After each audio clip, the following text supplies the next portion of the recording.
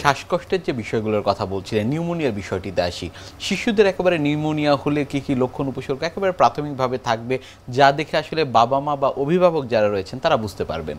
Pneumonia বাচ্চাদের হয় কি, একটা বাচ্চার কাশি হচ্ছে, বাচ্চা খুব দৌড়ায়, ঘামে প্রচুর, ঘাম হওয়ার পর শরীর থেকে তাপমাত্রাটা লস হয়, এই ঘামটা গায়ের মধ্যে যে শুকায়, জামা কাপড়, বাচ্চারা জামা কাপড়ের সাথে ভিজে ঘাম হয়ে ওরা বদলায় না, মানে এত কিছু, কারণ বাচ্চারা তো খেলতেছে, এত কিছু খেয়াল করে না।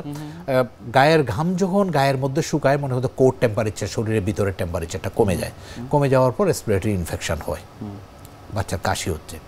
2-3-4 দিন কাশি হওয়ার পরে যখন আর সুপারহেডেড ইনফেকশন হয়, ইনফেকশন হওয়ার পরে এটাকেই আমরা বলি, লাংসে যখন ইনফেকশন হয় তখন এটাকে আমরা বলি নিউমোনিয়া। এখন আসেন কি কি লক্ষণ। একটা বাচ্চার যদি নিউমোনিয়া হয়, প্রথম যেখানে কাশি থাকবে, কাশির সাথে জ্বর থাকবে। নিউমোনিয়ার একটা লক্ষণ হলো যে বেশ ভালো হাই গ্রেড টেম্পারেচার হয়, খুব বেশি টেম্পারেচার হয়, কাশি থেকে কাশির সাথে কফ হতে পারে, তারপরে এবং পরবর্তী পর্যায়ে শ্বাসটান হতে পারে।